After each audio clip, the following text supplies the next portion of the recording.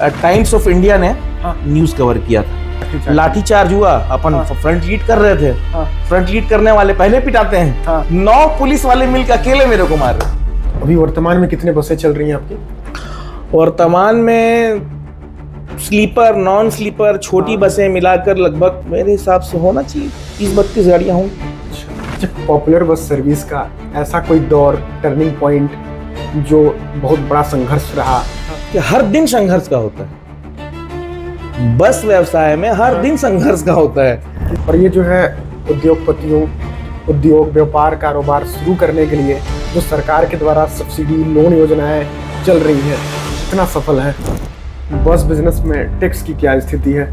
बाकी प्रदेश के मुकाबले देखिएगा छत्तीसगढ़ में बहुत ज्यादा टैक्स। एक बस जो है on road sleeper AC body building पूरा तैयार करके ऑन रोड चलने लायक बनाने में कितना निवेश आ सकता है? आरोप कंडक्टरों पर लगाया जाता है कि कंडक्टर बस बिजनेस की चोरी करते हैं। ये आपका फेवरेट सवाल है।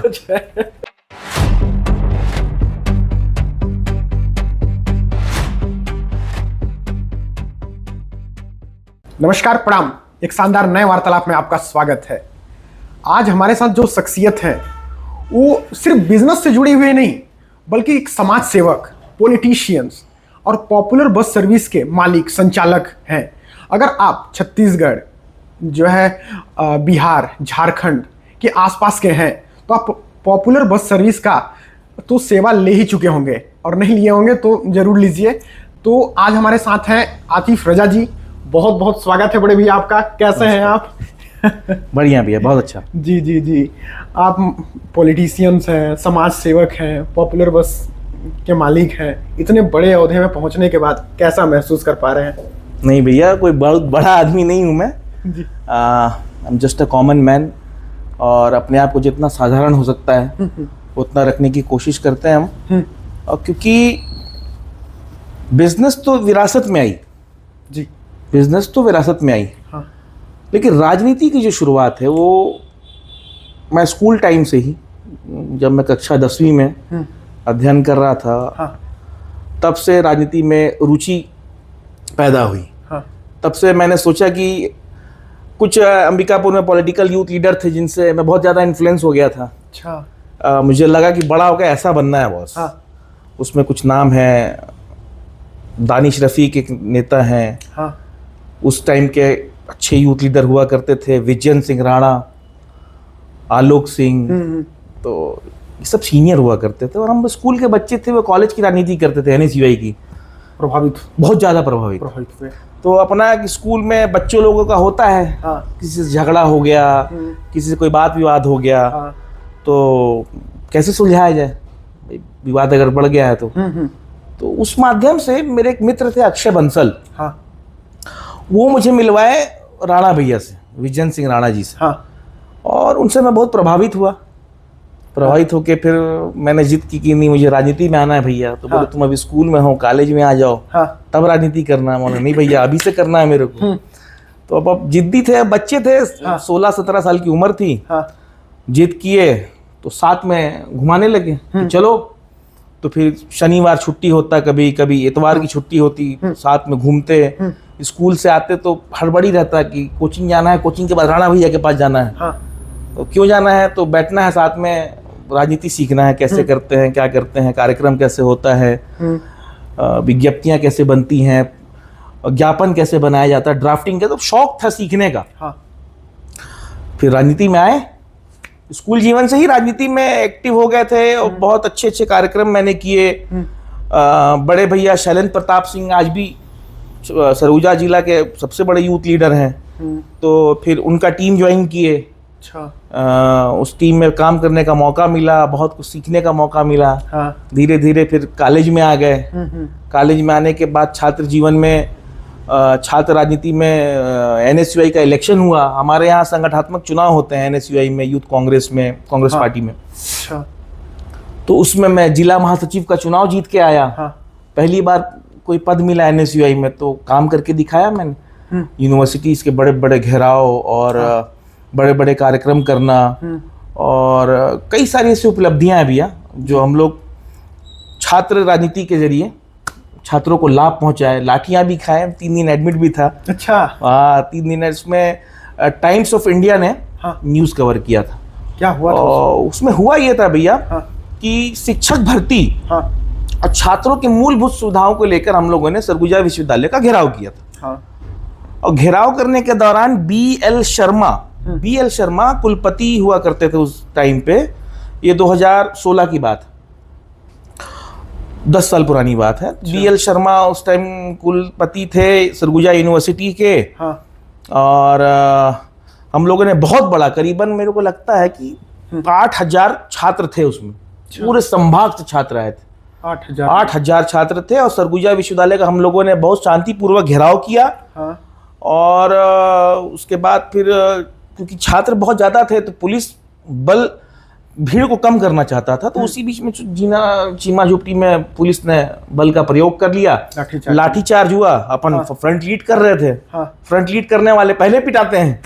तो खूब पिटाई हुई, इतनी पिटाई हुई कि फिर वो फोटो दिखाऊंगा कभी आपको तो हंसेंगे। 9 पुलिस वाले मिलकर अकेले मेरे को मार रहे। मैं जमीन में गिर गया था। 9 पुलिस वाले, आज भी नाम भी याद है मुझे पुलिस वाले का, क्या ग्रहण सिंह राठौड़ या ऐसी कुछ नाम था उनका।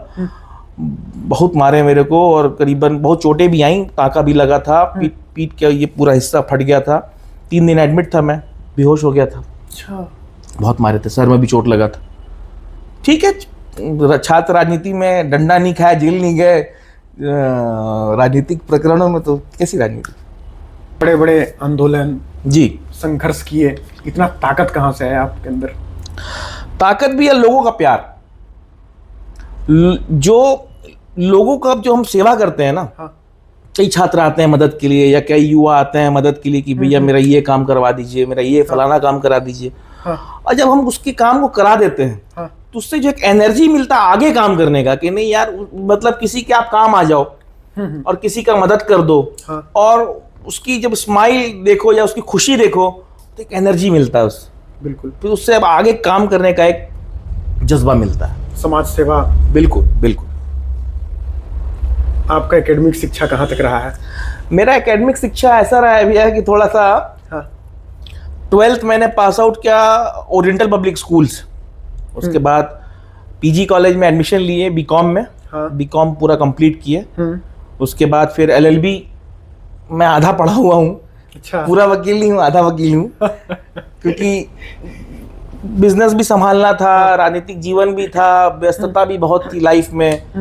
कई कारणों से फिर एलएलबी की शिक्षा पूरी नहीं कर पाया। ठीक ठीक। तो ये विरासत संभालना कितना चुनौतीपूर्ण रहा? चुनौतीपूर्ण तो भैया रोज चुनौती है। इसमें ना जो हमारा जिस प्रकार का बिजनेस है, जो नेचर है बिजनेस का, क्योंकि रोड में चलने वाली वाहन है ना, और कई सारी जिंदगियों को लेके चलता है बस, तो कई सारी चुनौतियां आती हैं कि बस सेफली चले, पैसेंजर के साथ व्यवहार अच्छा बना रहे।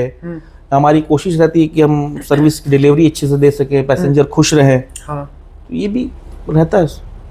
जो बस बिजनेस की शुरुआत हुआ था, किसके बस बिजनेस का शुरुआत जो हुआ था, ये हमारे दादाजी और बाबूजी मिल के चालू किए थे इसको।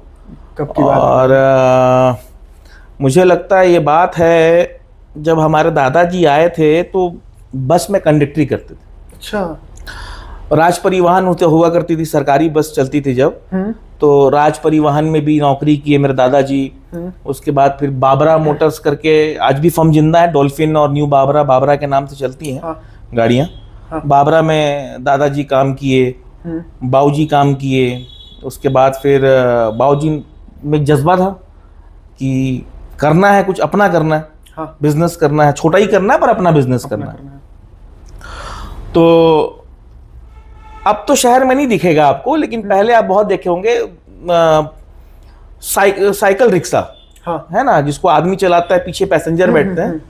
तो साइकिल रिक्शा का शुरुआत बाबूजी की है। लगभग 3 साइकिल रिक्शा खरीद के जबलपुर से लाए, यहाँ कसवाए और किराए में देते थे। उस जमाने में लगभग 85 की बात। अच्छा। तो साइकिल रिक्शा किराए में चलता था, उससे किराया आता था, तो 2 से 3, 3 से 5, 5 से 10, 50 रिक्शा कर लिए।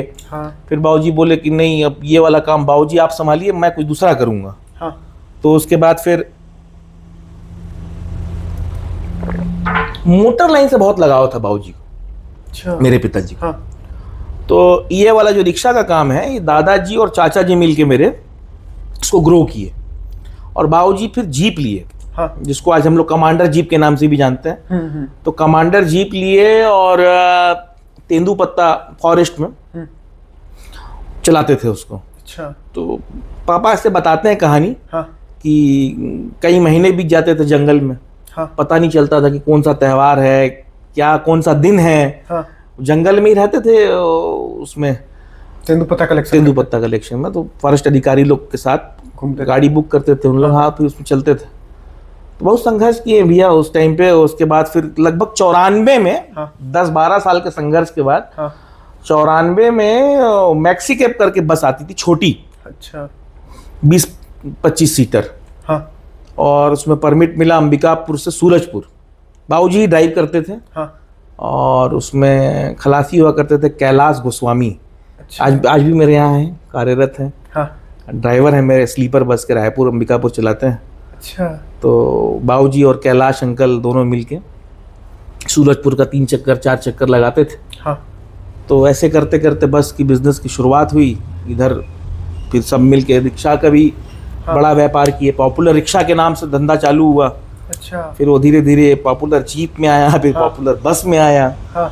बस साधारण बस से फिर स्लीपर बसों में आया। स्लीपर बस के बाद फिर एसी बसेस में आया। हमारा दौर आया तो हम एसी में लेके आए कि नहीं, कुछ नया करना है, आज की पीढ़ी के हिसाब से सर्विसेज होनी चाहिए। तो वैसा काम। तो ये रिक्शा का व्यापार बंद हो गया अब? रिक्शा का व्यापार बंद हुआ 2019 में, क्योंकि चालक नहीं मिलने लगे। कि होता क्या था ना कि जो चलाने वाले हैं, जो किराए में लेते थे रिक्शा, वो अमूमन ऑटो सीख लिए। तो ऑटो में मुनाफा ज्यादा है। और ई रिक्शा आ गया था मार्केट में, बैटरी वाली। तो उसके तरफ रुझान हो गया कई लोगों का। तो हाथ रिक्शा चलाने वाले लोग कम हो गए। तो प्रॉफिटेबल नहीं था बिजनेस। तो फिर उसको वाइंड अप करना पड़ा। तो सारा रिक्शा बेच दिए? बेच क्या दी, खत्म हो गया, कबाड़ में चला गया। 250 रिक्शा तक लेके गए थे। 250 रिक्शा, बहुत बड़ा नंबर। फिर धीरे धीरे उसकी संख्या घटती चली गई। घटते फिर वो बिजनेस प्रॉफिटेबल नहीं रहा। चालक नहीं थे, इस वजह से उसको बंद करना पड़ा। भैया जो है, आप कब से जो है कि बस बिजनेस को पूरी तरह संभालना शुरू किया? मैं जब 12th पास आउट हो गया और कॉलेज में आ गया, उसके बाद फिर मैं लगभग 2015, आज बिजनेस संभालते 11 साल तो हो गया। 11 साल हो गया। 11 साल हो गया। अभी वर्तमान में कितने बसें चल रही हैं आपकी? वर्तमान में स्लीपर, नॉन स्लीपर, छोटी बसें मिलाकर लगभग जो रोड में संचालित हैं, मेरे हिसाब से होना चाहिए 30-32 गाड़ियां होंगी। अच्छा जी। और 1994 से शुरू किया गया, आज के टाइम तक कितनी बसें जो है हटाई गई और कितनी बसें जोड़ी गई? बहुत। देखिए, बस का व्यवसाय ऐसा है भैया, कि मुझे ऐसा लगता है कि बस पुरानी होने के बाद फिर वो कस्टमर का ये डिमांड होता है कि नई बस चाहिए। एक तो सवारी थी दूसरे तरफ डाइवर्ट होने लगते हैं। तो हर 4-5 साल में स्लीपर बस तो हर 5-6 साल में नया देना पड़ता है। अच्छा। है ना। और छोटी वाली जो गाड़ियां होती हैं, जो नॉन स्लीपर होती हैं, जो सीटिंग वाली होती हैं, वो लगभग मेंटेन अगर आप सही तरीके से करते रहे, बॉडी, सीट, फर्श, छत, तो 8-10 साल चल जाता है। ठीक। आप जब 2015 से पूरी तरीके से संभालना शुरू किए तो कितने बसें जोड़े हैं आप? मैं क्या जोड़ूंगा भैया, देखिए, धंधा बाबूजी चाचा जी मिल के चलाते हैं। मैं तो बस सहयोग करता हूँ, मैनेजमेंट देख लेता हूँ थोड़ा बहुत। और उनके मार्गदर्शन के बिना धंधा चलाना नामुमकिन है, क्योंकि जो उनका एक्सपीरियंस है पापा और चाचा का, वो मेरे पास नहीं है। उनके पास 30 साल 35 साल का एक्सपीरियंस है। मैं तो अभी भी सीख रहा हूँ, प्रशिक्षु की तरह काम कर रहा हूँ। जैसा उनका मार्गदर्शन और निर्देश होता है उसका पालन करता हूँ। हाँ, ये जरूर है कि आज के दौर की जो मांग है, वो मैं बाबूजी और चाचा जी को समझाने की कोशिश करता हूँ कि अभी ये डिमांड है, अभी ऐसी बसें बनानी चाहिए, ऐसा एसी वाला होना चाहिए, 2x1 स्लीपर होना चाहिए। स्लीपर अब वेलवेट का जमाना चला गया, अब लेदर होना चाहिए, स्मेल नहीं आता उससे। चार्जिंग पॉइंट ऐसा होना चाहिए, एसी इतना स्ट्रांग होना चाहिए, गाड़ी का लुक ऐसा होना चाहिए, ये लोगों को लुभाएगा, ऐसा प्रभावित। इससे ज़्यादा लग्जरी मिलेगा, तो वैसे आप कोशिश करते हैं, बाबूजी लोग मान जाते हैं, फिर वैसी बस बनवा लेते हैं। ठीक ठीक ठीक। अच्छा, पॉपुलर बस सर्विस का ऐसा कोई दौर, टर्निंग पॉइंट जो बहुत बड़ा संघर्ष रहा दादाजी या फिर आपके पिताजी के द्वारा बताया गया हो?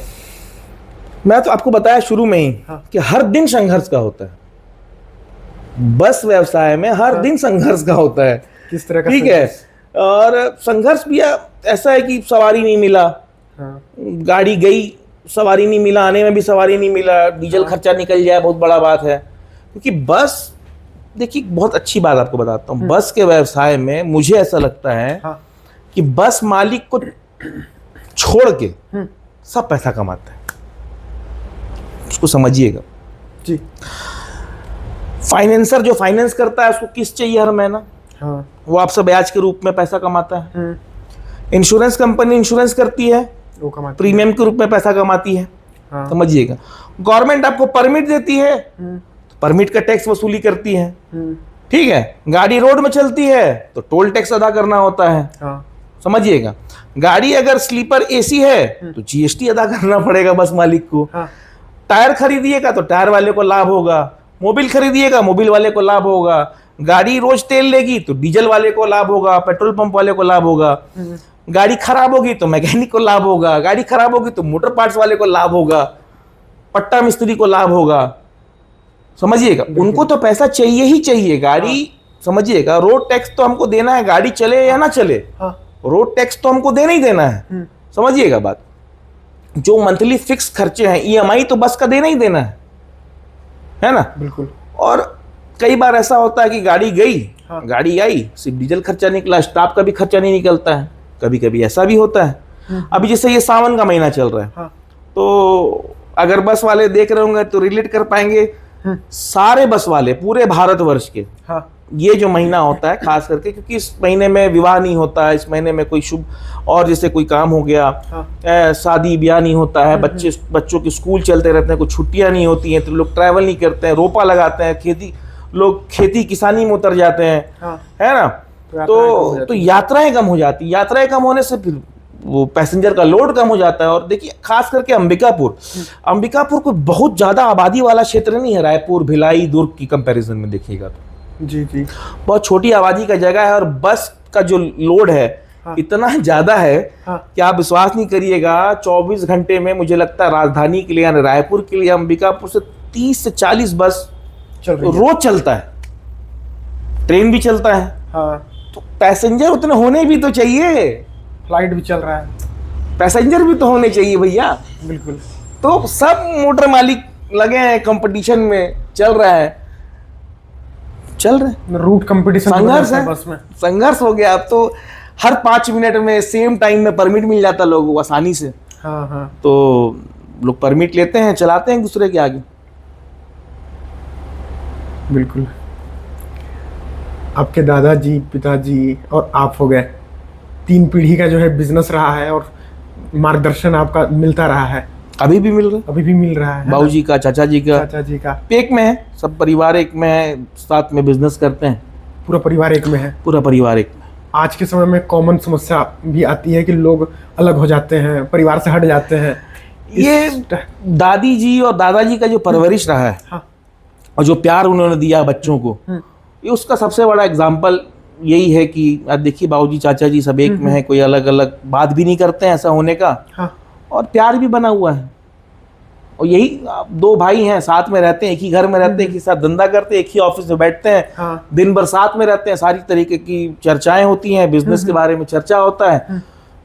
तो क्या किसी भी समस्या का हल है, उस विषय पे बात होना जरूरी है ना? जब सारा परिवार एक साथ बैठता है, मैं होता हूँ, मेरे जिया जी हैं, उनका भी बस चलता है पॉपुलर के नाम से, वो भी बैठते हैं, बाबूजी भी बैठते हैं, चाचा जी भी बैठते हैं, तो कई प्रकार की बातें यहीं पे हो जाती हैं।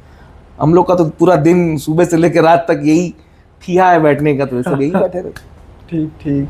क्या है कि ज़्यादातर परिवारों में जो है कि हिस्सेदारी, विवाद, बंटवारा होने लगता है, उनके लिए आप क्या कहेंगे कि आदमी को अलग क्यों नहीं होना चाहिए? मेरे को ऐसा लगता है भैया कि आज देखिए, आज हम लोग मिल के चला रहे हैं, समझिएगा बात को। तो एक जगह इनका हमारा, एक जगह खर्चा हो रहा है, सब साथ में मिल बांट के मोहब्बत से रह रहे हैं, जी, अलग अलग हो जाने के बाद हाँ, वैसी स्थितियां नहीं बन पाती हैं। एकजुट रहना। अब जैसे कि स्पेशलिटी भी होता है लोगों का, मेरे बाबूजी का कुछ खूबी होगा, मेरे चाचा जी का कुछ खूबी होगा, मेरे अंदर कुछ खूबी होगी, हाँ, तो सारी खूबियां मिलके जो एक स्ट्रेंथ, जो बोलते हैं ना कि एकता में ताकत है, हाँ, या एक उंगली से आप कुछ किसी चीज को चाहे तोड़ना तो नहीं तोड़ सकते, लेकिन हाँ, मुक्का बनाकर तोड़िएगा तो टूट जाता है। टूट जाता है। तो उसी प्रकार से कि अगर एक होके चलेंगे तो एक स्ट्रेंथ बना रहेगा, मजबूती है, और एक साथ बिजनेस करने में अच्छा भी लगता है। हम लोग सब में एक अच्छा व्यवहार है, एक समन्वय बना हुआ है, एक दूसरे को समझते हैं। परिवार में एकजुटता बहुत जरूरी जी, है। बहुत जरूरी है, परिवार में भी, बिजनेस में भी बहुत जरूरी है एकजुटता। दादाजी के समय और आज के समय में ट्रांसपोर्ट ट्रेवल्स बिजनेस में कुछ ऐसे बड़े बदलाव? अरे जमीन आसमान का फर्क है। जी, दादाजी के जमाने में लक्कड़ बॉडी चला करता था। अच्छा, बसों में लकड़ियाँ की बॉडी, लकड़ी की बॉडी होती थी। अच्छा, खिड़की शटर वाले हुआ करते थे, हाँ, सामने में 2 शीशा हुआ करता था, बस में सस्पेंशन नहीं आया करते थे, रोड इतने अच्छे नहीं थे, तो गाड़ी सुबह चिरमिरी गई और शाम में ही पता चला कि 2 ठो पट्टा टूटा हुआ, तो लगे हैं रात के 12-1 बजे तक पट्टा बदलवाने में। हाँ, वैसी समस्या अब कम हो गई है। अब देखा जाए तो रोड भी बहुत अच्छा हो गया है सब जगह का। कुछ ही रोड है, जैसे रामानुजगंज रोड है, हाँ, उसकी स्थिति बुरी है, उतनी बुरी है कि चीज भी बस का टूट जाता है अच्छा, है ना। तो कई सारे चैलेंजेस आते हैं जिनको सामना करना पड़ता है, लेकिन दादाजी के ज़माने में और अभी के ज़माने में ज़मीन आसमान का फ़र्क हो गया है। हाँ, उस ज़माने में गाड़ी की तकनीक दूसरा हुआ करता था, गियर बक्सा दूसरा हुआ करता था। अभी सब कुछ मॉडर्न और आधुनिक हो गया है, आसान हो गया है, पहले से बहुत ज़्यादा ईजी हो गया है। सवारियाँ, सवारी को कितना कंफर्ट है आप देखिए। पहले ज़माने में जो ट्रैवल, मान लीजिए अंबिकापुर से बिलासपुर जाना है तो बस में करीबन 12 घंटा लगता था लोगों को। हाँ, रात में 10 बजे बैठे तो सुबह 9 बजे उतरे या 10 बजे उतरे बस स्टैंड में बिलासपुर में। आज देखिए 5 घंटे में बस से पहुंच जाते हैं। हाँ, रोड अच्छा होने की वजह से, गाड़ी की तकनीक अच्छी होने की वजह से, गाड़ी की स्पीड की अच्छी होने की वजह से, और पैसेंजर को आराम कितना मिलता है, या सस्पेंशन में झटके नहीं लगते हैं, एसी में आराम से ठंडा ठंडा कार की तरह मजा लेते हुए चले जाते हैं। अब तो स्लीपर की व्यवस्था है, आराम से टिकट कटाइए, सोते हुए चले जाइए। बिल्कुल सही कह रहे हैं। और अभी वर्तमान में आपके पॉपुलर बस सर्विस में जी ड्राइवर्स, कंडक्टर्स और जितने भी एम्प्लॉय हैं, हाँ। उन कितने एम्प्लॉय काम करते हैं? मान के चलिए कि अगर 30 का भी एवरेज लगा लीजिएगा तो लगभग 90 स्टाफ है। 90 स्टाफ है, और बाकी ऑफिशियल स्टाफ वगैरह मिला के 100 स्टाफ के लमसम है। मैक्सिमम डेली वेजेस में रहते हैं, सैलरी वाले कम रहते हैं, क्योंकि डेली वेजेस वाले में ड्राइवर हो गए, खलासी हो गए, इनका कोई फिक्स नहीं रहता। जैसे कि मैं आज आप क्या काम कर रहे हैं, कल किसी और क्या काम करेंगे, परसों किसी और क्या काम करेंगे, तो वो महीने में काम करना भी नहीं चाहते हैं। उनको चाहिए कि आज हम गाड़ी चला, आज ही हमको पैसा चाहिए। अच्छा, तो डेली वेजेस में रहता है, मंथली के बेस में नहीं रहता? नहीं। ठीक ठीक। तो ये स्टाफ का जो है मैनेजमेंट में कितना, कौन, मतलब किस किस टाइप का चुनौतियाँ? सबसे बड़ा चुनौती होता है ड्राइवर का, ड्राइवर मैनेजमेंट। ड्राइवर अच्छे मिलने चाहिए, और हम लोग कोशिश करते हैं कि अच्छे से अच्छे ड्राइवर हों, शराब ना पीने वाला ड्राइवर हो, हाँ, और उसका कोई बैक रिकॉर्ड खराब ना हो, लाइसेंस अच्छे हो, बैज वाला लाइसेंस हो, और एक्सपीरियंस ड्राइवर होने चाहिए, क्योंकि उसके हाथ में कई सारी जिंदगियां होती हैं। तो हमारी कोशिश रहती है कि स्किल ड्राइवर अपने यहाँ रखे, और मेरे यहाँ मोस्टली स्किल ड्राइवर है। और मेरे यहाँ तो कई ड्राइवर ऐसे हैं जो 30-30 साल से, 20-20 साल से काम कर रहे हैं, और आज भी मेरे पास। आप स्टाफ का ख्याल रखेंगे तो स्टाफ भी आपका ख्याल आपका मतलब 100 स्टाफ एम्प्लॉय काम कर रहे हैं। आत्मनिर्भर भारत, बिल्कुल बिल्कुल। मोदी जी का भी कहना है कि आत्मनिर्भर भारत बनाना है जी, प्रधानमंत्री हैं देश के। हाँ। और हमारा भी शुरू से यही सोच रहा है कि सबको आत्मनिर्भर बनाना है। हम भी आत्मनिर्भर हैं, अपने आप को स्टेबल करने की आज भी कोशिश में लगे हुए हैं, मेहनत करते हैं। बाकी सफलता देना, और बोलते हैं हमारे उसमें कि रिस्क देना, या रिस्क यानी कि बरकत, हाँ। है ना, वो ईश्वर के हाथ में है। जितना आपकी किस्मत में होगा उतना ही मिलेगा, उससे ज़्यादा क्या ही मिलेगा। कर्म करते रहिए, फल ईश्वर देगा। 2-4 दिन बाद जो है इंडिपेंडेंस डे है, स्वतंत्रता दिवस जी। लोग आज़ाद तो हैं, पर फाइनेंशियली आज़ादी लोगों की नहीं है। तो जो है फाइनेंशियल इंडिपेंडेंट बनने के लिए एक आम आदमी को क्या करना चाहिए? फाइनेंशियल इंडिपेंडेंट भैया बहुत अभी की स्थिति में बहुत मुश्किल है, क्योंकि प्रति व्यक्ति आय ही हमारे यहाँ इतना कम है। जी।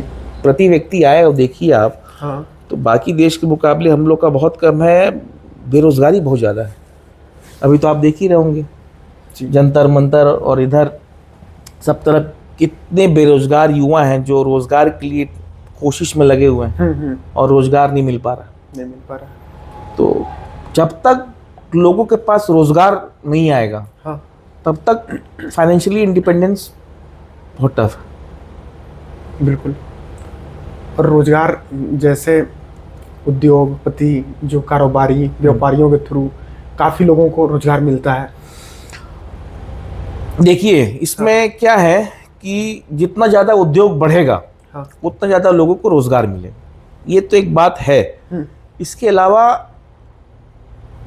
कई सारे गवर्नमेंट की भी इतनी सारी योजनाएं होती हैं, हाँ, जिनमें लोगों को अवसर है कि मिल सकता है, हाँ, पर मिल नहीं पा रहा है, लाभ नहीं मिल पाया, या तो गवर्नमेंट वैकेंसी नहीं निकाल पा रही है किसी किन्हीं कारणों से जी, जो निकालनी चाहिए। और मुझे लगता है कि हाई लेवल के अलावा जो हायर पोस्ट होते हैं, छोटे छोटे पोस्ट में भी ज़्यादा वैकेंसियाँ होनी चाहिए, सरकार की तरफ से निकलनी चाहिए। उद्योगपति कितना ही एम्प्लॉयमेंट जनरेट कर देगा, जैसे मैं 90 लोगों का एम्प्लॉयमेंट जनरेट कर दिया, वैसे और भी कई बस मालिक होंगे, और भी कई उद्योगपति होंगे जो करते होंगे 50, 100, 1000, 10,000 लोग को तो हम एम्प्लॉयमेंट नहीं दे सकते, पॉसिबल नहीं है।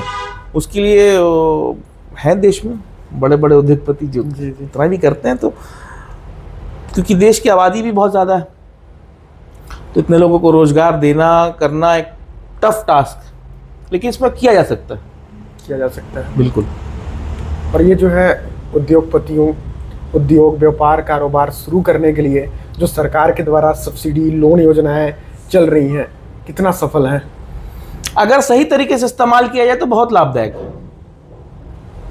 सही तरीके से इस्तेमाल किया जाए, कई लोगों को तो योजना के बारे में जानकारी भी नहीं होता है, तो जो अज्ञानता के अभाव में बेचारे उसका लाभ नहीं ले सकते, ले पा रहे हैं, कई लोग नहीं ले पा रहे हैं।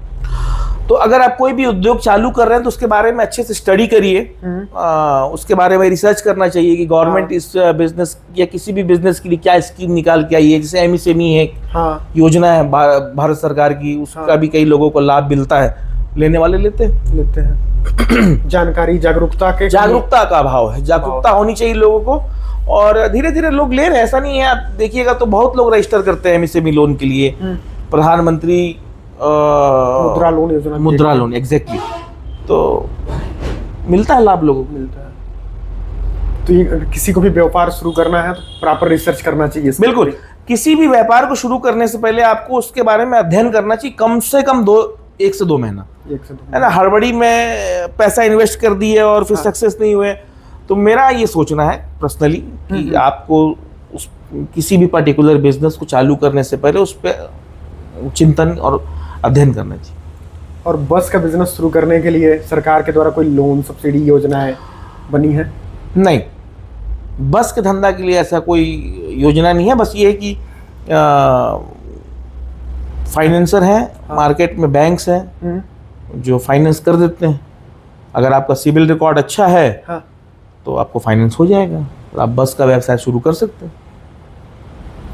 बस का व्यवसाय शुरू करना भी संघर्ष है, क्योंकि आप फाइनेंस ले लेंगे, गाड़ी खरीद लेंगे, और फिर परमिट के लिए अप्लाई करेंगे, फिर जब सुनवाई होगी, फिर आपत्तियां आएंगी, और अगर किस्मत अच्छा रहा, किसी से ज़्यादा क्लोज क्लैशेस नहीं हुए, परमिट मिल गया, तब जाके बस चलेगा। मतलब बस खरीदने से लेके परमिट मिलने तक में भी कभी कभी साल भर भी लग जाता है। अच्छा। कभी कभी 6 महीना भी लगता है। कभी कभी किस्मत अच्छा रहा, आज बस लिए पता चला अगले हफ्ता सुनवाई है, आवेदन लगा दिए तो 1 हफ्ते में भी हो गया।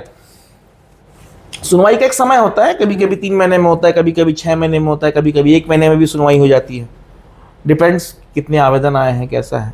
अच्छा। और अब बस का व्यवसाय करना बहुत टफ हो गया, कंपटीशन बहुत ज़्यादा हो गया।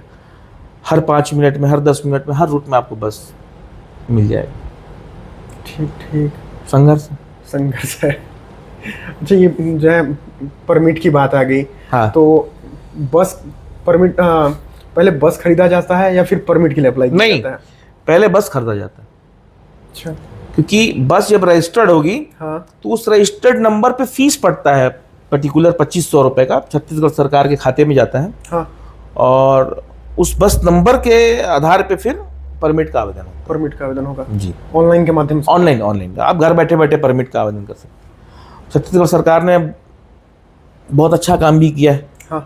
कि घर बैठे बैठे आप आवेदन लगा लीजिए। हाँ। ऑनलाइन सुनवाई होती है, रायपुर जाने की आवश्यकता नहीं है। अच्छा। आप अपने ऑफिस में अपने घर में बैठ के ऑनलाइन के माध्यम से सुनवाई हो जाता है। हाँ। और उसमें आपत्तियां भी लग जाती हैं। हम्म। फिर आपत्ति मेल के माध्यम से आप भेज देते ये हैं। आपत्ति किस प्रकार की होती है?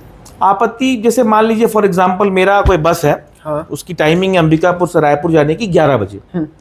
अब कोई अन्य व्यक्ति जैसे आप ही बस ले लिए और आपको भी रायपुर चला रहे हैं हाँ। और आप समय मांग लिए 10:55, तो आप मेरे 5 मिनट आगे का समय चक्र का आवेदन किए। अब उसमें मेरी आपत्ति होगी हाँ। कि साहब 5 मिनट आगे लगाए मेरे, तो इनको परमिट ना दिया जाए। अगर परमिट देना है तो गैप बना के दिया जाए, कम से कम 15 मिनट का गैप होना चाहिए, 20 मिनट का गैप होना चाहिए। हाँ। ये दे देंगे तो दोनों के लिए अच्छा हो जाएगा, आपके लिए भी कंपटीशन टाइट हो जाएगा, मेरे लिए भी। 5 मिनट के गैप में एक ही स्थान के लिए जाना बहुत टफ हो जाता है। बहुत टफ। तो इसी प्रकार की आपत्तियां आती है टाइम क्लैश को लेके, किसी के 5 मिनट आगे, किसी के 5 मिनट पीछे, किसी के क्रॉसिंग समय चक्र। ये तो बहुत बड़ा चुनौती है। बहुत। तो एक जो है अच्छा, ये डर भी लगा रहता है हाँ।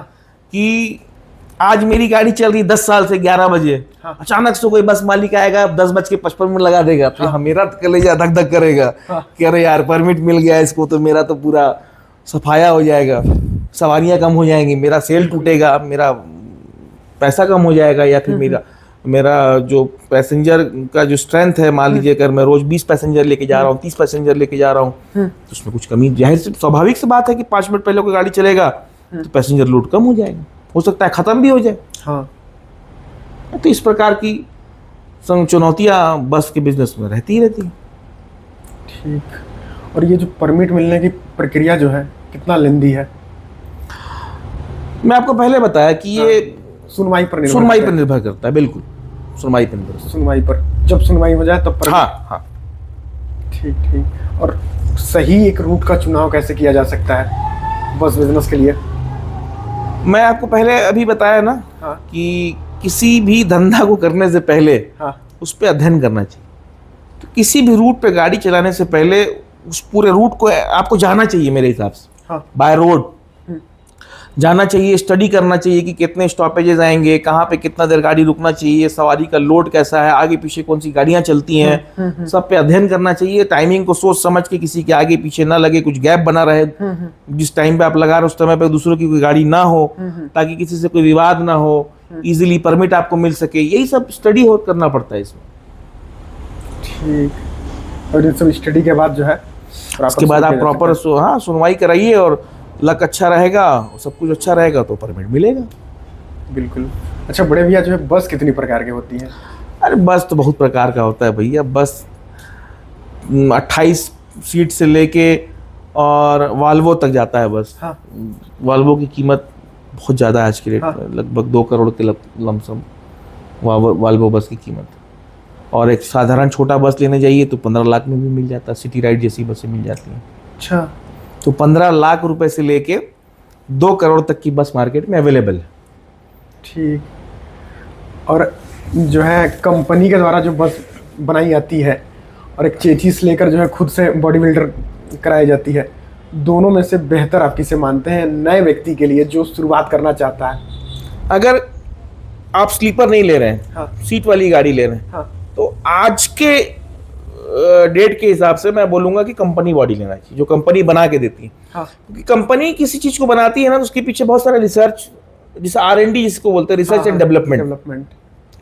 तो कई प्रकार का R&D होता है इसमें, कई प्रकार के रिसर्च होते हैं कि एवरेज कैसे अच्छा मिलेगा, बॉडी का वेट कितना होना चाहिए, सीट की डेंसिटी कैसी होनी चाहिए, फर्श कैसा होना चाहिए, गाड़ी का वजन कितना होना चाहिए, उस हिसाब से सब कुछ संतुलित करके और उस पर कई साल का रिसर्च होता है, तब जाके एक बस तैयार होती है। फिर वही बस मार्केट में लॉन्च करते हैं इन लोग।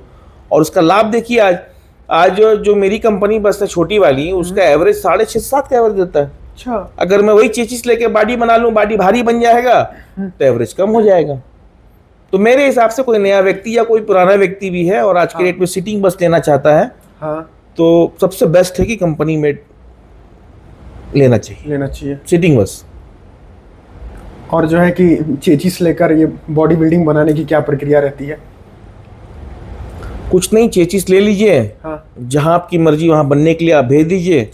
बेंगलोर में बनता है, लुधियाना में बनता है, इंदौर इसका बहुत बड़ा ठिकाना है, इंदौर में बनता है, जोधपुर में बनता है, जयपुर में बनता है, ऐसी कई जगह है। छत्तीसगढ़ में भी बनता है, बिलासपुर में बनता है, दुर्ग में, रायपुर में, अंबिकापुर में भी बनता है। अच्छा।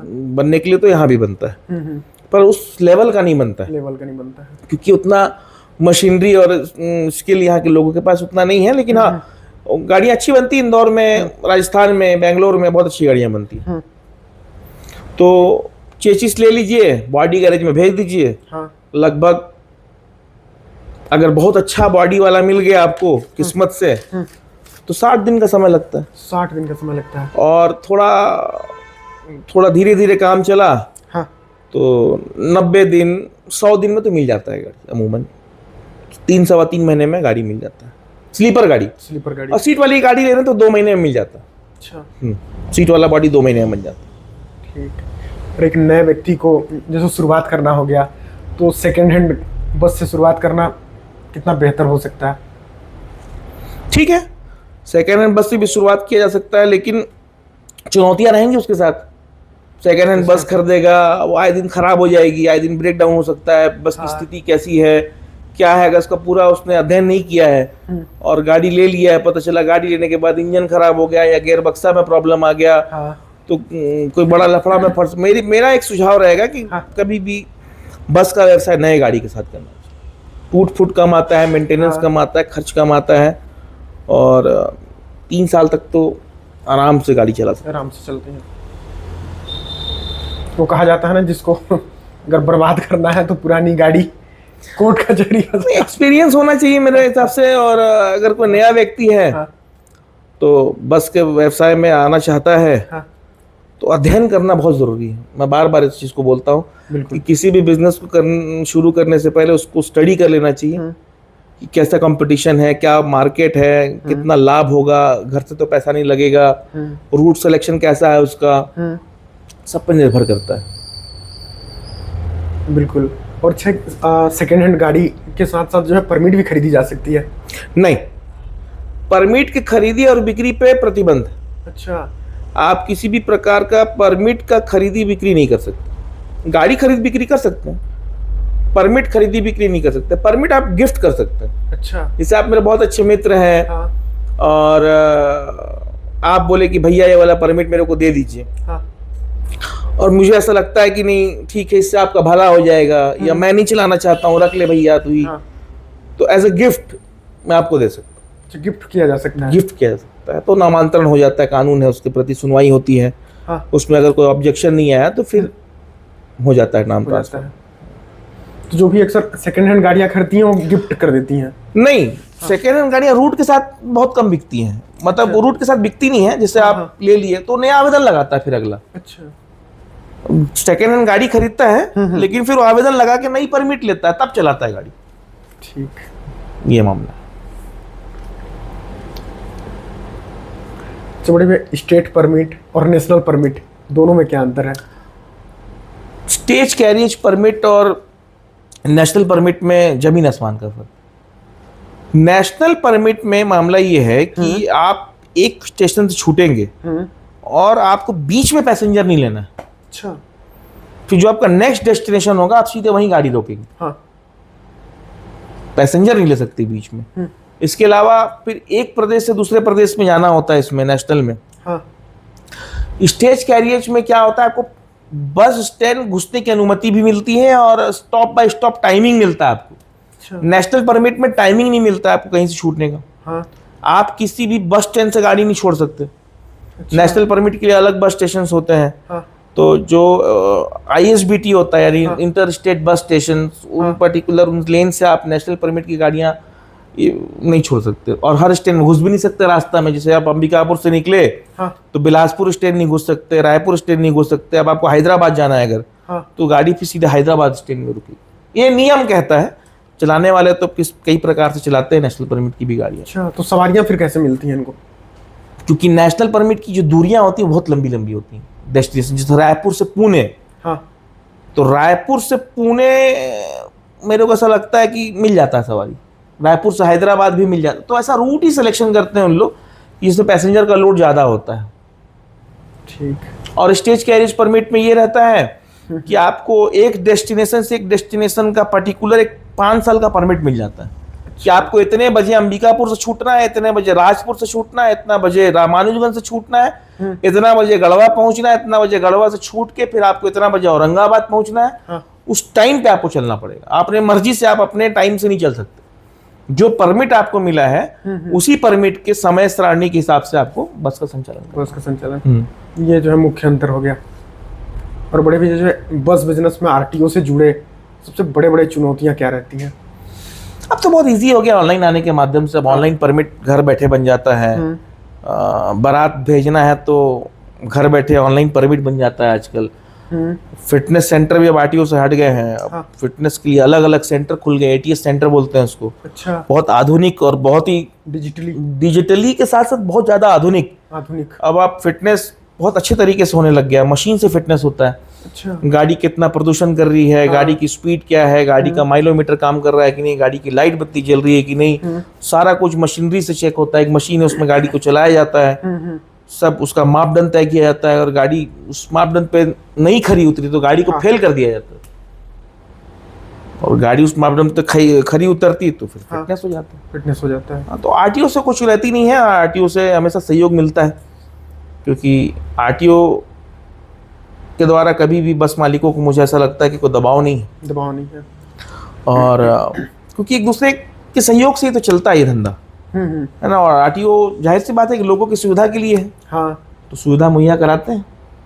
जो भी हमको हेल्प होता है आरटीओ साहब से वो हमेशा मिलता है। आरटीओ साहब को हमसे हेल्प होता है तो हम भी हमेशा करते हैं कि कोई शासकीय कार्यक्रम है, बच्चों को लाना छोड़ना है, तो आरटीओ साहब फोन करते हैं कि गाड़ी लगा दीजिएगा, तो हम गाड़ी भी दे देते हैं। तो एक दूसरे के सहयोग से चलते रहता है। बिल्कुल। और ये जो बस बिजनेस में टैक्स की क्या स्थिति है? टैक्स पे में छत्तीसगढ़ सरकार में और मध्य प्रदेश की सरकार में, क्योंकि मध्य प्रदेश से अलग हुआ छत्तीसगढ़, टैक्स का मार बहुत है। बाकी प्रदेश के मुकाबले देखिएगा छत्तीसगढ़ में बहुत ज्यादा टैक्स। जैसे झारखंड में देखेंगे या बिहार में देखेंगे, जो हमारे पड़ोसी राज्य हैं, या यूपी है या उड़ीसा है, बहुत कम टैक्स। हमारे मुकाबले देखिएगा तो 10% टैक्स। अच्छा। 10% टैक्स अदा करते हैं। अब उससे आकलन लगा लीजिए कितना का अंतर है। 10% कहीं 20% होगा छत्तीसगढ़ के टैक्स से। मतलब हम बाकी अन्य राज्य के मुकाबले 80% ज्यादा टैक्स अदा करते हैं छत्तीसगढ़ सरकार, कि हमारा टैक्स स्लेब ही ऐसा बना हुआ है। अच्छा।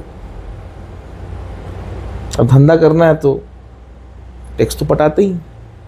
और टैक्स जो है पर मंथ पड़ता है। और अब टैक्स के साथ साथ बस मालिकों के साथ एक नई चुनौती ये भी है कि टोल टैक्स भी उतना ही है। हमारे ऊपर तो दोहरा टैक्स का मार है। एक हमको रोड टैक्स देना है जो हर मंथ है जी, चाहे आपकी गाड़ी चले या ना चले, टैक्स तो देना ही देना है। और ये तो टोल टैक्स, और रोड में चल रही है तो टोल टैक्स। जैसे अब अंबिकापुर से रायपुर का एग्जाम्पल ले लीजिए, 6 टोल है, 3000 रुपये लगता है एक चक्कर में। एक बार गाड़ी जाएगी और आएगी तो 3000 का टोल लगता है। 3000 का। अब आप उससे कैलकुलेशन कर लीजिए। तो आप जो है इस टैक्स प्रणाली पर सरकार से क्या अपेक्षा रखते हैं? जैसे उड़ीसा पर टोल जो है बसों, मैं तो बस हाथ जोड़ के निवेदन करता हूँ सरकार से जी कि टैक्स के भार को कम करिए। तो जिससे मोटर मालिक थोड़ा सा राहत मिले, क्योंकि बहुत प्रेशर में रहते हैं। मुझे ऐसा लगता है बस मालिक या ट्रक मालिक छत्तीसगढ़ के बहुत लोड है और पैसेंजर लोड कम है, क्योंकि छत्तीसगढ़ की आबादी ही कम है। 2.5 करोड़ या 2.25 करोड़ की आबादी का प्रदेश है और बस बहुत ज़्यादा मात्रा में है। तो पैसेंजर लोड कम है। पैसेंजर लोड कम होने की वजह से किराया भी हमारे अन्य राज्यों से बहुत कम है। बाकी राज्यों की तुलना में हमारा छत्तीसगढ़ में टैक्स ज़्यादा है और किराया कम है। अच्छा। है ना, तो ये भी एक बहुत बड़ा संघर्ष है हमारे लिए। हाँ तो अभी जैसे मैं टिकट सर्च कर, मुझे जाना है कोटा, हाँ तो दिल्ली से कोटा की कुल दूरी मुझे लगती है कि 500 किलोमीटर के अराउंड होगा, 450-500 किलोमीटर। हाँ 4200 रुपए किराया बस की। और अंबिकापुर से रायपुर की दूरी 350 किलोमीटर है, हाँ और जिसका सरकारी किराया 900 रुपए एसी बस का। बताइए, कहाँ 4200 रुपए, कहाँ 900? कहाँ 900 रुपए। इतना में हमको सब कुछ करना है, रोड टैक्स भी देना है, टोल टैक्स भी देना है, गाड़ी का मेंटेनेंस भी करना है, पेमेंट एम्प्लॉय का, कंपटीशन में सवारी कम है तो वो भी झेलना है, ठीक है, ईएमआई पटाना है, बहुत सारे खर्च, टायर है, पट्टा है, सस्पेंशन है, एसी मेंटेनेंस है, बहुत प्रकार के चैलेंजेस हैं। बिल्कुल। अच्छा, एक बस जो है on road sleeper AC body building पूरा तैयार करके ऑन रोड चलने लायक बनाने में कितना निवेश आ सकता है? वो तो फाइनेंस है तो उतना पता नहीं चलता है, आदमी किस्त पटा लेता है। लेकिन अगर कैश लेना चाहे तो बहुत बड़ा रकम है भैया। कैश तो मुझे नहीं लगता है कि हम लोग तो नहीं ले पाएंगे, क्योंकि बहुत बड़ा अमाउंट है। कुल मिला के 54-55 लाख रुपए का निवेश आता है एक बस। हाँ, एक बस में आता है। 60 लाख तो मान के चलिए, 30 लाख के लमसम बॉडी और 32-33 लाख रुपए का चेजी। चेचिस भी फाइनेंस हो जाता है और बॉडी भी फाइनेंस हो जाता है। अच्छा, दोनों फाइनेंस हो जाता है? दोनों फाइनेंस हो जाता है, तो लोन के माध्यम से बहुत आसानी हो जाती है। हाँ। तो ईएमआईज में हम पेमेंट करते हैं। और ये जो लोन का प्रक्रिया क्या रहता है, आसान रहता है फिर बहुत मुश्किल? अगर आप पुराने बस मालिक हैं तो और आपका सिविल अच्छा है तो लोन मिल जाता है। और नए बस मालिक है तो संघर्ष करना पड़ता है, कोई अच्छा गारंटर लेके आना पड़ता है कि जो आपके लिए गारंटी पड़े, तो कर देते हैं, फाइनेंस हो जाता है। फाइनेंस में कोई उतना झमेला नहीं, सिविल अच्छा होना चाहिए। बड़े भैया, बस बिजनेस में बसें तो लगातार चलती हैं, पर कभी कभी ऐसा सिचुएशन आता है कि जैसे बस खाली चलती हैं, सवारियां कम होती। अभी ये वाला मौसम जुलाई अगस्त तो बहुत टफ है और चैलेंजिंग रहता है, काम चला रहे हैं। लेकिन सीट को फुल भर के पॉसिबल ही नहीं है, नामुमकिन है। चाहे वो लोकल हो चाहे वो रायपुर हो, फुल तो जाएगा ही नहीं। आप रेड बस खोलिए, ऐप है, और चाहे अभी बस खोल लीजिए, पेटीएम खोल लीजिए, सब में सारी बसों का स्थिति देखिए आप। कोई 4 सीट में रायपुर जा रही है, कोई 10 सीट में रायपुर जा रही है, कोई 6 सीट में रायपुर जा रही है। कभी कभी तो ऐसा होता है कि 3 सीट में मैं रायपुर भेजता हूँ गाड़ी की, 3 सीट कटा है, फोन आता है स्टाफ का, मैं बोलता हूँ कि नहीं 3 पैसेंजर है, लेकिन आने वाले कुछ ऑनलाइन कटे होते हैं, कुछ भाई सर्विस बंद नहीं करना, हमारा मेन मोटिव रहता है सर्विस बंद नहीं करना है। तो 3 सवारी है तो क्या हुआ, गाड़ी जाएगी। 2 सवारी थिएटर में बैठे, मूवी चलता है, 3 सवारी बस में बैठे हैं तो बस चलेगी, बस जाती है। और जो बस बिजनेस में रेड बस हो गया या फिर ऑनलाइन प्लेटफॉर्म को भाई वो XYZ कितना सफल है? देखिए, अब आप घर बैठे टिकट बुक कर सकते हैं। पहले क्या होता था, बस स्टैंड जाओ, टाइमिंग पता करो, एजेंट से टिकट बुक करो। इससे ये आसानी मिल गया लोगों को कि आप घर में हो, ऑफिस में हो, छत्तीसगढ़ में नहीं हो, दिल्ली में हो, आप फ्लाइट लेके आ रहे हो, आप देखोगे कि मेरी फ्लाइट 11 बजे उतर रही है, तो 12 बजे कौन सी बस है अंबिकापुर के लिए, तो आपके लिए कितना आसान है, आप उससे बुक कर सकते हैं। उसमें ऑफर चलते रहते हैं, कई बार तो 10% छूट, 20% छूट, और उसमें कई बार तो एजेंट से या बस ऑपरेटर से सस्ता किराया में टिकट बुक हो जाता है। अच्छा, रेड बस में कई बार ऐसा होता है, ऑफर्स के ऊपर डिपेंड करता है। तो किराया जो है कि फिक्स कौन करते हैं वो वहां पर? हम ही तय करते हैं। हम जो किराया डालेंगे वही शो करेगा रेड बस में। हम जो किराया डालेंगे, कितना काटता है वो? कमीशन 15% या समथिंग लाइक 13% के आसपास। अच्छा कमीशन लेता है। और सारे प्लेटफॉर्म का अलग अलग कमीशन, अलग अलग है। और एक एजेंट का क्या रोल रहता है बस बिजनेस में? अरे एजेंट का बहुत बड़ा रोल है, क्योंकि बेचारे दिन भर मेहनत करते हैं और फिर सवारियों का जो टिकट काटते हैं, और उसके बाद फिर सवारियां जब आती हैं तुमको मैनेज करना, बैठाना, सारा कुछ व्यवस्थित करना है, सब एजेंट लोग के हाथ पे करते हैं। तो बड़ा किरदार अदा करते हैं बस के धंधे में एजेंट जो हैं बहुत बड़ा किरदार अदा करते हैं। बिल्कुल। और एक बस से औसतन कितना कमाया जा सकता है? देखिए, ये कहना उचित नहीं रहेगा कि कितना कमाया जा सकता है, क्योंकि ये कोई फिक्स्ड इनकम धंधा नहीं है। आज 500 आया, कल 5000 आएगा, परसों 1500 आएगा, फिर परसों घर से पैसा लगाना पड़ेगा, पता चला डीजल का पैसा नहीं निकला, तो ठीक है भाई डलवाओ, फुल कराओ डीजल, तो कितना एक्स्ट्रा, तो 2000 रुपया घर से लग गया। तो this is not a stable business. आज कुछ है, कल कुछ रहेगा, परसों कुछ रहेगा। तो इससे कितना कमाया जा सकता है ये कहना तो इम्पॉसिबल है, इम्पॉसिबल। मैं ही नहीं, पूरे भारतवर्ष के किसी भी बस मालिक से पूछिए, यही बोलेगा, चाहे मैं हूं, चाहे वो कितना बड़ा भी बस मालिक रहे। बिल्कुल। और आप अभी बताया कि आपके जो है बस जो है ट्रेवल बिजनेस में 100 स्टाफ के आसपास काम करते हैं। जो स्टाफ एम्प्लॉय हैं वो स्थानीय क्षेत्र के लोग हैं? बिल्कुल, मेरे यहाँ 100% सब स्थानीय है, कोई बाहर का नहीं, सब टोटल लोकल अंबिकापुर के, बिल्कुल, या सरगुजा के हैं। टोटल स्टाफ मेरे यहाँ सरगुजा संभाग के ही है। कोई बैकुंठपुर का है, कोई सूरजपुर का है, कोई प्रेमनगर का है, कोई सीतापुर का है, कोई अंबिकापुर का है, कोई लुंड्रा का है, कोई बलरामपुर का है, कोई कुसमी का है।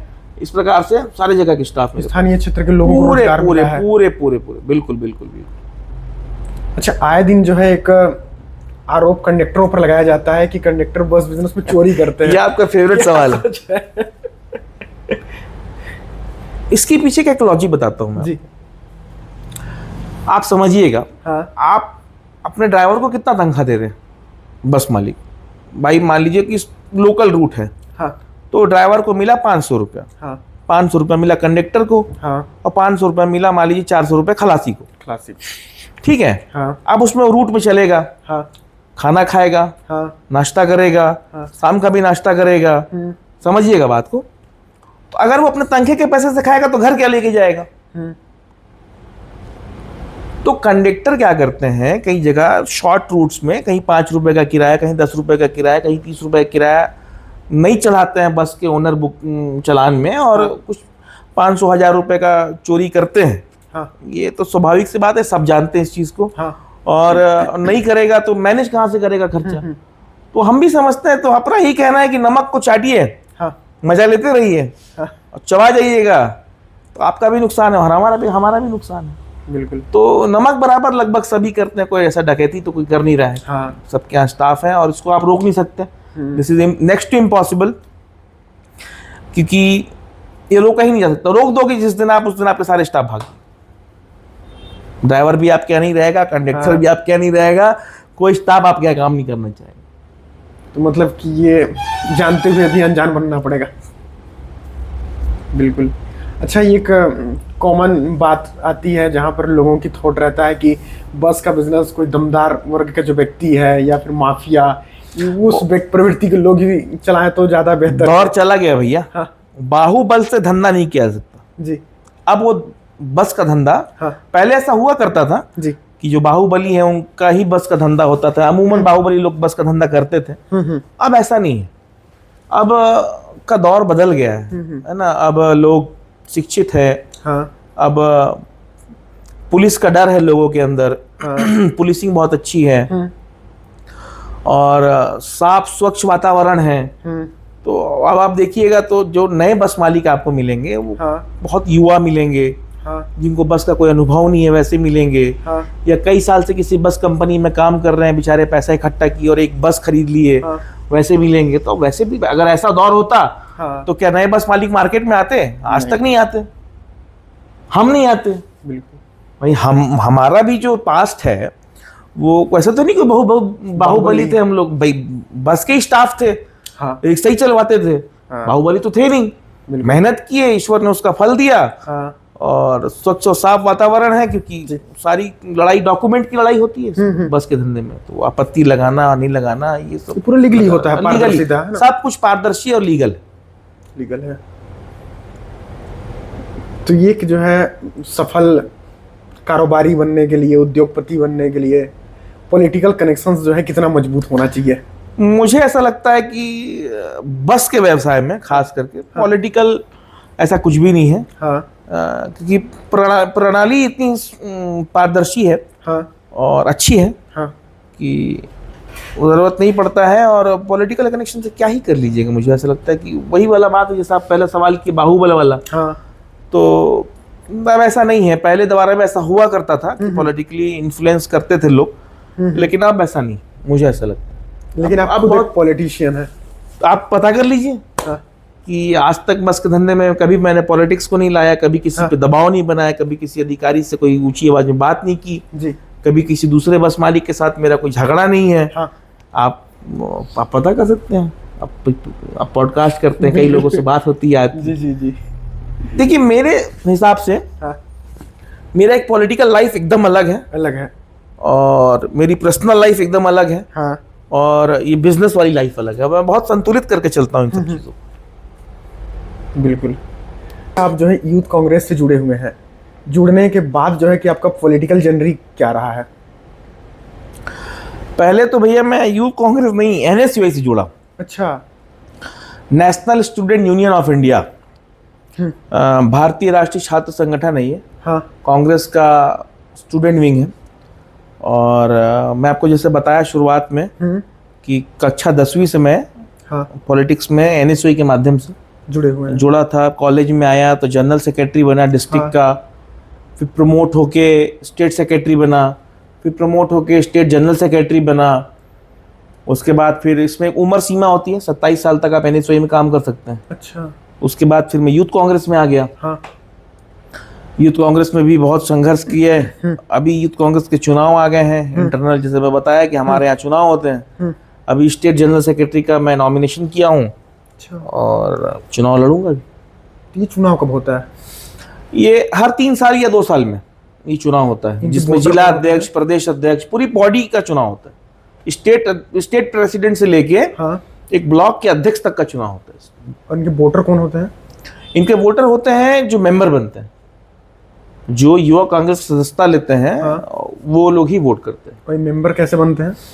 जैसे कि कई लोग तो इच्छा से बनते हैं कि मुझे खुद मेंबर बनना है, वो खुद खोज के आते हैं। लेकिन जब मेंबरशिप की शुरुआत होती है तो कई लोगों को पता नहीं होता है कि मेंबरशिप चल रहा है। तो जो लोग चुनाव लड़ रहे होते हैं, जैसे कि मैं चुनाव लड़ूंगा, या जो जिला का अध्यक्ष का चुनाव लड़ रहा होगा, या जो ब्लॉक अध्यक्ष का चुनाव लड़ रहा होगा, या जो वार्ड अध्यक्ष का चुनाव लड़ रहा होगा, वो अपने मोहल्ले में, अपने कस्बे में, अपने ग्राम में, अपने जिले में जाएगा, युवाओं से संवाद करेगा, युवाओं को कन्विंस करेगा। फिर जो युवा तैयार होंगे वो सदस्य बनेंगे और फिर वही चुनाव में जो उनके पसंदीदा कैंडिडेट होंगे उसको वोट करेंगे। अच्छा। और जब राजनीति में आप आए तो शुरुआती चुनौतियां कौन कौन सी रही? राजनीति संघर्ष जो राजनीति में है ना, शुरू से बहुत रहा। राजनीति में कई बार ऐसा होता था कि कोई कार्यक्रम कर दिए, क्योंकि युवा थे। युवा अवस्था में जब छात्र राजनीति में थे तो उसमें एक अलग जोश होता है। उस टाइम पे कुछ भी कर गुजरने का जज्बा होता है जी।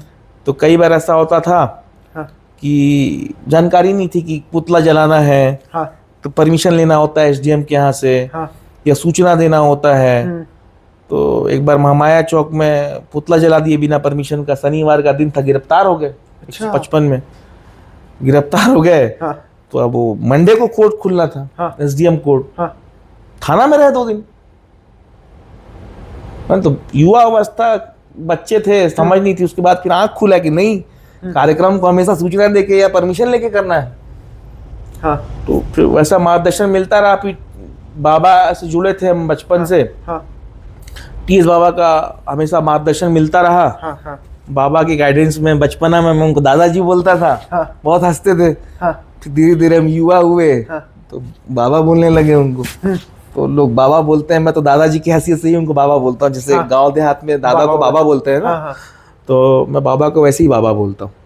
अब आदि बाबा आ गए हैं पिछले 10-12 साल से राजनीति में, और उनका मार्गदर्शन भी हमको लगातार मिलता रहा है। और क्योंकि आदि बाबा नई पीढ़ी के नेता है और वो युवाओं को समझते हैं। मुझे ऐसा लगता है कि जो मार्गदर्शन उनके आने के बाद युवाओं को सरगुजा में मिला है, वो और किसी युवा नेता से नहीं मिला है।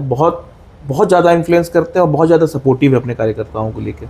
अपने कार्यकर्ताओं के लिए खड़े रहते हैं। अभी बहुत बड़ा एग्जांपल आप देखे भी होंगे सूरजपुर में कि रात भर 3 दिन या 2 दिन तक धरना में बैठ गए थे, है ना। तो है, बहुत डायनेमिक है और बहुत पोटेंशियल है उनके अंदर। हम लोगों को बहुत सपोर्ट करते हैं, बहुत ज़्यादा। हम लोग के राजनीति में आगे बढ़ने में भी उनका बहुत बड़ा योगदान रहा है। और देवेंद्र यादव एक बहुत बड़ा नाम है छत्तीसगढ़ में। और जब वो NSUI के प्रदेश अध्यक्ष हुआ करते थे, तब मैं जिले का महासचिव हुआ करता था।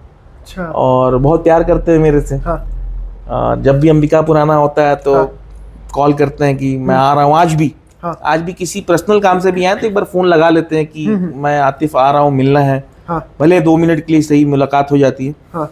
तो उस टाइम पे जब पहली बार देवेंद्र यादव, एक किस्सा सुनाता हूँ आपको, जब पहली बार देवेंद्र यादव और उस टाइम पे राष्ट्रीय प्रतिनिधि हुआ करते थे निखिल द्विवेदी, ये दोनों चुनाव जीत के पहला दौरा इनका अंबिकापुर का था। अच्छा। मैं, राणा भैया, निक्की खान, सुधाकर सिंह चुन्नू, आलोक सिंह, शैलेंद्र प्रताप सिंह, ये बड़े जितने हैं यूथ लीडर उस टाइम के थे, हम तो बच्चे ही थे। तो सब हम लोग गए सरगुजा विश्वविद्यालय। हाँ। और सरगुजा विश्वविद्यालय के कुलपति को घेर कर हमने इतना कन्विंस करा लिया उनको। हाँ। कि सरगुजा विश्वविद्यालय का लेटर आज भी मेरे पास है, दिखाऊंगा आपको जी। सरगुजा विश्वविद्यालय के कुलपति, कुल सचिव भी नहीं, कुलपति, वाइस चांसलर, लिखित में लिख कर दिए कि सरगुजा विश्वविद्यालय में जितनी भी असुविधा है उस सब का जिम्मेदार मैं वाइस चांसलर हूं। और स्टाम्प और सील लगा के उन्होंने दिया। और लेटर मेरे पास, ओरिजिनल लेटर मेरे पास आज भी है। अच्छा। है ना, पेपर में बहुत बड़ा बड़ा छपा भी था। तो बहुत प्रभावित हुआ मैं कि वाइस चांसलर से इतना, तो वो देवेंद्र यादव की क्वालिटी थी। और बहुत सहयोग मिला देवेंद्र यादव, क्योंकि प्रदेश अध्यक्ष थे, रायपुर भिलाई में रहते थे। और करीबन मैं 5-6 बार विश्वविद्यालय का घेराव किया। और 5-6 बार जो बड़े बड़े घेराव किया उसमें कम से कम 4 बार देवेंद्र यादव आए। मतलब एक बहुत सहयोग भी मिला उनका, क्योंकि मैं एक जिला का, एक विश्वविद्यालय का घेराव कर रहा हूँ, उसमें प्रदेश अध्यक्ष आ जाना, है ना, तो ये बहुत बड़ा सपोर्ट है। हम लोगों को एक इमोशनली और मोटिवेट होते थे हम लोग उस चीज से। तो बहुत सहयोग मिला उसमें, और बहुत मार्गदर्शन आज भी करते हैं कि अबे वो तो भाई की तरह मानते हैं। तो अबे तू ऐसा कर ले, अबे तू ऐसा कर ले, ये ऐसा, तेरे तू ऐसा मत कर, ये गलत है, तेरे को ऐसा नहीं करना चाहिए, समझाते हैं भाई की तरह। डांटते भी हैं, डांट डपेट भी कर देते हैं, चमका भी देते हैं। तो ठीक है, मोहब्बत है, चल रहा है। उनका जो है कोई लेसन जो आपको बहुत प्रभावित किया हो देवेंद्र यादव जी का? उनके बहुत सारे लेसन हैं जो प्रभावित करते हैं। कई बार ऐसा हुआ कि मैं डिमोटिवेट होकर राजनीति में, कई जगह से चुनौतियां मिलती थी, कई बार चुनौती पूरा नहीं कर पाए तो निराशा होती थी कि नहीं कर पाए भैया ये वाला काम, या ऐसा नहीं हो पाया, अपने मन मुताबिक नहीं हो पाया। तो बहुत मोटिवेट बार बार करना कि एक हार से कुछ नहीं हो जाता है, दोबारा कोशिश कर, इसको इस तरीके से कर ले, ये वाला कार्यक्रम को ऐसे कर ले। तो उससे कई जगह पे हम लोगों को बहुत मोटिवेशन मिला। फिर एक मेरे ऊपर झूठा पॉलिटिकल केस कर दिए थे सरगुजा विश्वविद्यालय के घेराव के दौरान, लाठीचार्ज हुआ था। तो फिर जब गवर्नमेंट बनी तो केस झूठे थे, कई केस हम लोग उसमें जीते। फिर भूपेश बघेल जी ने इसमें ऐलान किया कि जितने पॉलिटिकल झूठे केस हैं भारतीय जनता पार्टी की सरकार में जो लगाए गए थे हमारे ऊपर, सबका खात्मा खारिज भी करा। इसमें देवेंद्र यादव का बहुत बड़ा हाथ था, अपने लोगों को याद कर करके कि किसकी किसके ऊपर झूठे केस हैं, वो सबको उन्होंने खत्म करवाया। बहुत बड़ा लेसन रहा है। अच्छा, टीएस बाबा जी से आपका गहरा संबंध है, ये संबंध जुड़ाव क्या रहा है, इसका कहानी? टीएस बाबा से जुड़ाव का कारण रहा है बचपन का प्यार, है ना। जब हम बच्चे थे, बाबा 2008 का चुनाव लड़ रहे थे और मैं कक्षा 7वीं में पढ़ता था, है ना। तो पहला चुनाव जब बाबा लड़े तो छोटे छोटे बच्चे थे हम। तो मेरे घर में कार्यालय खुला था। अच्छा। बाबा का चुनावी कार्यालय खुलता है ना हर मोहल्ले में या हर वार्ड में। तो चुनावी कार्यालय खुला और इंतफाक से मेरा एक नया नया कार का गैरेज बना था, तो उसमें खुला। तो वो दिलचस्पी पैदा हुई, बाबा को पहली बार देखा मैं। वो एक औरा तैयार हुआ कि अरे बहुत बड़े नेता हैं। और दादाजी बचपन से ही बोलते थे, क्योंकि बाबूजी लोग का बाबा से जुड़ाव रहा बचपन से। और शफी अहमद जी हमारे नेता हैं, तो वो बाबा के बहुत करीब हैं। तो वो हमारे घर लेके आए बाबा को चुनाव प्रचार के दौरान। तो उस टाइम बाबा लाड प्यार बच्चों को करते ही हैं, तो मेरे को भी लाड प्यार किए। तो एक लगाव हो गया बाबा के साथ। फिर 2008 से 2010 में मैं 10वीं पहुंच गया और पॉलिटिक्स में आ गया और बाबा से जुड़ा हो गया। और बाबा का मार्गदर्शन मिलता रहा हर बात में। बेटू बेटू करते थे कि इसको ऐसा कर लो, ऐसा कर लो। कई जगह पे गलतियां करते तो डांटते भी थे कि ये गलत किए हो, ऐसा नहीं होना चाहिए। तो बहुत जगह मार्गदर्शन, आज भी बाबा का मार्गदर्शन मिलता है। कहीं फंसते हैं, कुछ चुनौतियां आती हैं तो सीधे बाबा को, और बाबा का सबसे अच्छी बात यह है कि 1 घंटी में फ़ोन उठा लेते हैं। अच्छा। और कहीं व्यस्त रहेंगे तो रात में फ़ोन आएगा, और रात में भी व्यस्त रहेंगे, कहीं मान लीजिए बिजी है, सो गए, थक गए, तो मॉर्निंग में कॉल आ जाएगा, कॉल बैक ज़रूर आता है बाबा का। ये बहुत बहुत अच्छी बात है, ये जो कि आज के टाइम पर आमतौर पर नहीं होता है। जो है टीएस बाबा जी से आप जो है स्पेशली ऐसा कुछ जो सीखे हैं बिजनेस के बारे में, राजनीति के बारे में, क्या? बाबा से तो हम लोग रोज सीखते हैं। हाँ। है ना, बाबा ऐसे व्यक्ति हैं जिनको कई लंबे साल का जीवन का अनुभव, पॉलिटिक्स का अनुभव, ठीक है। तो बाबा से तो हम लोग चाहते हैं कि बस बाबा आए और हम उनके साथ रहें, और उनकी एक्टिविटी से ही कई कुछ सीखने के लिए मिलता है। बाबा के काम करने की शैली से, बाबा की बात करने की शैली से, बाबा प्रेशर को कैसे हैंडल करते हैं, है ना, और कई सारी ऐसी चीजें जो हम लोग उनसे सीखते हैं। अभी जैसे कि ये वाला चुनाव दुर्भाग्यपूर्ण से हम लोग हार गए। बाबा के साथी थे, मैं और मेरे भाई सामने बैठे, जिशान, बाबा के घर में ही थे हम लोग तपस्या में, और बहुत ही काम होकर बाबा ने उस चीज को हैंडल किया। कई लोग हार बर्दाश्त नहीं कर पाते हैं, कई लोग भावुक हो जाते हैं, या कई लोग आक्रोशित हो जाते हैं। ऐसा नहीं, बहुत ही इजीली बाबा ने इसको टैकल किया, मामले को स्वीकार किया और दोबारा मैदान में आया बाबा। आप देखिए बाबा कितने एक्टिव हैं, और इतने उम्र होने के बाद भी युवा इतना मेहनत नहीं कर पाएगा जितना बाबा मेहनत करते हैं। बिल्कुल। बाबा का जो पोटेंशियल है और जो एनर्जी है, वो एनर्जी लेवल हम लोग नहीं टच कर पाते हैं बाबा का। एनर्जी का क्या कारण हो सकता है, क्या लगता है आपको? बाबा का एनर्जी का लेवल आपको बाबा से पूछना चाहिए, है ना। एक तो वो है कि जनता के लिए जो बाबा का झुकाव है, जनता की सेवा, मुझे ऐसा लगता है कि बाबा से जो हम लोग को सीखने के लिए भी मिलता है कि अपना कुछ फायदा ना हो, ये कोशिश करिए कि आपका उसमें लाभ हो ना हो। जो आपके पास व्यक्ति आया है, या जिस व्यक्ति के लिए आप खड़े हैं, जो व्यक्ति आपको चुनकर भेजा है, उसको आपको प्राथमिकता देनी है। चाहे वो रात को 2 बजे देनी पड़े, वो प्राथमिकता देनी है। बाबा वैसा करते हैं, और बाबा से सीखकर हम लोग भी वैसा करते हैं। कोई अगर रात को 12 बजे भी फोन करता है कि भैया ये परेशानी है, या यहाँ खून चाहिए, या यहाँ पे कुछ झगड़ा हो गया है, या थाना पुलिस का मामला है, तो हम लोग देखिए रात को 12 बजे 2 बजे भी खड़े हो जाते हैं। तो ये सीख हमको, प्रेरणा हमको बाबा से मिला है। बिल्कुल मिला। और आज के समय पर सरगुजा और पूरे देश के अगर युवाओं की सबसे बड़ी समस्या आप क्या मानते हैं? बेरोजगारी। कैसे खत्म किया जा सकता है इसको? खत्म किया जा सकता है अच्छा रणनीति, और अच्छे रोजगार पैदा करने के लिए बड़े बड़े उद्योग, और कई जगह पे जहाँ पे सीट की कमी है, उन सीट को बढ़ाने की भी आवश्यकता है।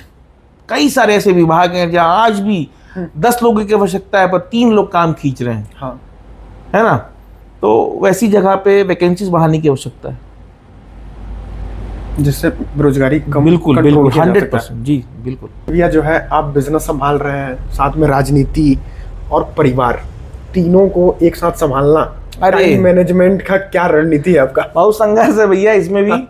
सुबह मैं नहा धोकर लगभग 10 बजे घर से निकलता हूँ, और घर जाते जाते रोज रात का 12 बज जाता है। तो घर वालों का भी सपोर्ट है इसमें, क्योंकि बिजनेस भी संभालना होता है, पारिवारिक जीवन भी है। उसके अलावा फिर पॉलिटिक्स में आने के बाद आपका जीवन कुल मिला के पर्सनल नहीं हो जाता है, सामाजिक हो जाता है। तो समाज के लिए कार्य करना, लोगों की मदद करना, तो इसमें घर वालों का भी सपोर्ट मिलता है। क्योंकि घर वालों का सपोर्ट नहीं मिलेगा तो मैं नहीं कर पाऊंगा। बिल्कुल, है ना। तो मेरी वाइफ हो गई, उनका बहुत सपोर्ट मिलता है कि ठीक है लोगों की मदद कर रहे हैं, कुछ नहीं बोलती हैं, लेट आता हूँ। या फिर बाबूजी का सपोर्ट, चाचा जी का सपोर्ट, सुबह से निकल गए रात में घर आ रहे हैं, पूछते हैं खाए कि नहीं खाए कुछ, तो ठीक है ऐसा सपोर्ट मिलता है।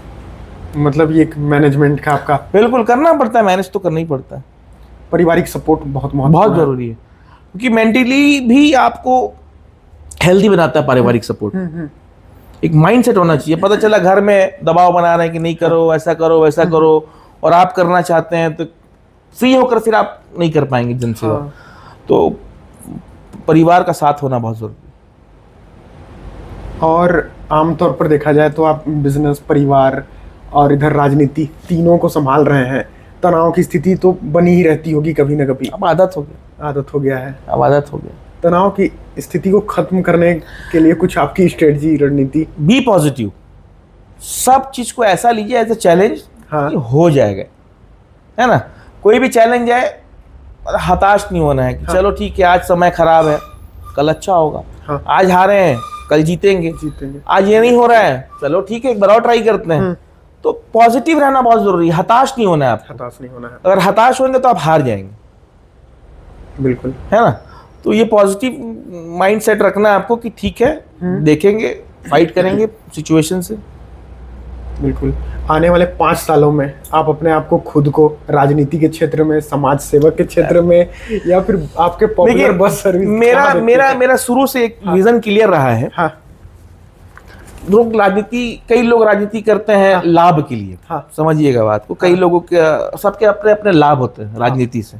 कई लोगों को राजनीति करके कहीं ठेकेदारी करना है, या कुछ दबाव बनाना है, या कुछ करते हैं। कई लोग राजनीति में आने के बाद सोचते हैं कि मैं जनप्रतिनिधि बना रहा हूँ, मैं पार्षद बन जाऊं, मैं विधायक बन जाऊं। मेरा ये सोच नहीं। अच्छा। मेरा विजन एकदम क्लियर है। हाँ। कि राजनीति में सिस्टम में रहना है। हाँ। और लोगों की मदद करनी, जुड़ के रहना है बस। मैं विधायक होकर भी लोगों की मदद कर सकता हूँ। हाँ। और मैं विधायक नहीं होकर थोड़ा विधायक से कम, लेकिन तो भी मैं लोगों के काम आ सकता हूँ। काम आ सकते हैं। ठीक है। बिल्कुल। अब इसका बहुत सारे एग्जाम्पल है। हाँ। आज मैं ना पार्षद हूँ ना विधायक हूँ। हाँ। ठीक है, लेकिन लोग मेरे पास अगर समस्या लेके आते हैं या मैं जन समस्याओं को उठाता हूँ तो उसका निराकरण होता है। और मैं विधायक रहूंगा तो हो सकता है थोड़ा जल्दी हो जाए, संघर्ष कम करना पड़े। लेकिन मैं अगर किसी पोस्ट में नहीं हूँ, जनप्रतिनिधि नहीं हूँ, लेकिन मैं पॉलिटिकल सिस्टम का हिस्सा हूँ। पॉलिटिकल सिस्टम यानी संगठन से जुड़ा हुआ हूँ। संगठन से। ठीक है, तो मेरे साथ संगठन एक बहुत बड़ा ताकत होता है। संगठन के लोग हैं। ठीक है, संगठन के लोग में विधायक भी होते हैं, सांसद भी होते हैं, मुख्यमंत्री भी होता है, विधायक भी होता है, सब होते हैं।